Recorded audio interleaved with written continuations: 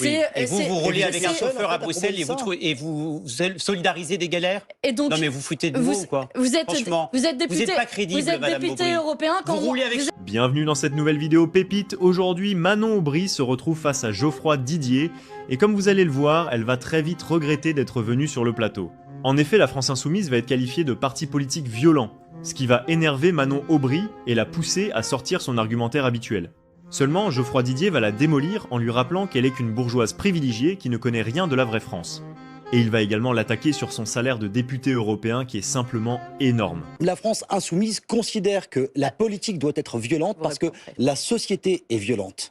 C'est leur lecture de la politique. Et donc ils importent, et on le voit depuis quelques années, ils importent en politique la violence que eux ressentent dans la société. Plusieurs éléments de réponse. Et c'est quand même un vrai problème. D'abord sur la violence dans la société, la vraie violence, c'est la violence sociale.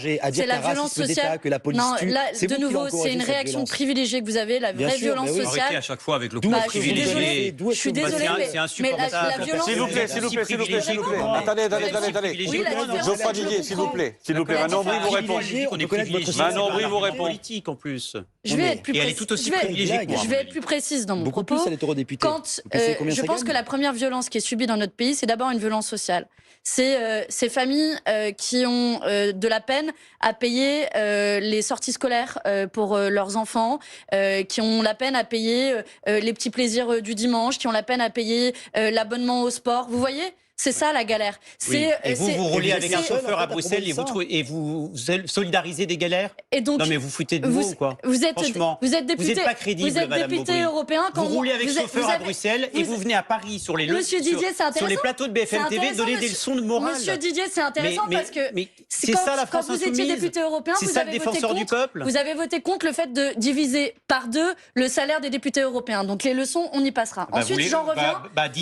Divisez-le par deux. Mais je suis pour le donner la moitié aux associations. Est-ce que vous avez donné la moitié de votre indemnité parlementaire aux associations? Monsieur Didier, je reverse une grande partie de mon indemnité parlementaire. On va faire du fact-checking, ça va être intéressant. Il n'y a pas de souci, vous pouvez vérifier. Parce que comme c'est transparent, ce sera intéressant. Quant à Nice, je dirais un mot sur Nice, parce que c'est bien quand on parle de Nice d'être précis et d'être informé sur la situation. Vous n'êtes pas sans savoir que la candidate qui est qualifiée au second tour est une candidate socialiste. Elle n'est pas de ma famille politique. Notre candidate a fait 9%. On a proposé d'ailleurs à pouvoir donner de la force à gauche. Et sur Monsieur Estrosi et Monsieur Ciotti, vous savez comme moi qu'ils ont tous les deux un gros point commun, c'est celui d'être poursuivis en justice pour un certain nombre de chefs d'accusation qui sont extrêmement graves. Entre autres, pour des faits de corruption. Donc moi, il y a un fait élémentaire qui est pour moi important en politique, c'est vous voyez, moi je fais de la politique tête haute. Et oui, quand quand je me bats pour les gens qui galèrent, je suis prête à diviser mon salaire et je suis prête moi-même à me battre pour eux quand du Parti socialiste à l'extrême droite, vous n'êtes pas prêt à faire des sacrifices. Attendez, il faut qu'on reparle ce soir de Lyon et de Paris. De vous entendre venir protéger soi-disant le peuple, alors qu'en réalité vous êtes une privilégiée autant que moi. Je gagnais 1 800 € par mois. Donc vous voyez. Vous avez fait une bonne levée de fonds alors. Grâce à l'argent public. Vous les galères, vous ne les connaissez pas. Et donc moi je suis là pour défendre celles et ceux. Rendez l'argent puisque c'est votre discours. Moi j'ai aucun problème, monsieur Didier. Rendez l'argent. S'il vous plaît, Geoffroy Didier, s'il vous plaît. Quittez votre chauffeur à Bruxelles, Madame Aubry. S'il vous plaît.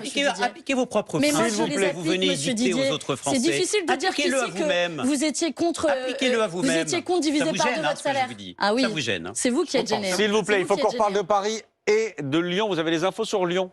Il y a le sentiment, notamment à droite, après le score décevant de Jean-Michel Aulas. J'ai échangé dans l'après-midi avec plusieurs responsables de droite lyonnais qui me parlent, c'est leur terme, d'un immense gâchis. Ils ont le sentiment qu'effectivement Jean-Michel Aulas avait, sinon un boulevard, en tout cas une vraie possibilité d'emporter la mairie, avec effectivement un soutien.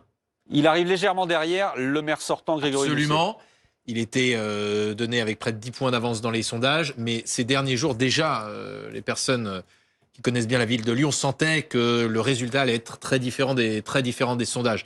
Et ça montre quoi? Ça montre qu'en réalité, on l'avait déjà vu dans des précédentes élections avec d'autres personnalités, c'est qu'on peut avoir une popularité, on peut avoir une notoriété, et ben ça ne se transforme pas toujours en bulletin de vote. C'est le cas de Jean-Michel Aulas, notamment ancien patron de l'OL, le club de foot de la ville. C'est pas la même chose. Et donc, il y a le sentiment quand même ce soir, avec les personnes avec lesquelles j'ai pu échanger, ça s'annonce quand même très difficile. On le disait, la France insoumise va faire un accord technique avec le maire sortant Grégory Doucet.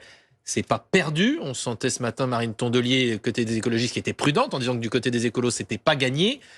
Et si vous me permettez le terme, ce qui m'a été dit ce soir, c'est que c'est franchement mal barré. Dites-nous en commentaire ce que vous avez pensé de cet échange entre Manon Aubry et Geoffroy Didier. En tout cas, pour moi, il est clair que Geoffroy a dit les termes sur Manon Aubry et abonnez-vous pour plus de contenu de ce genre.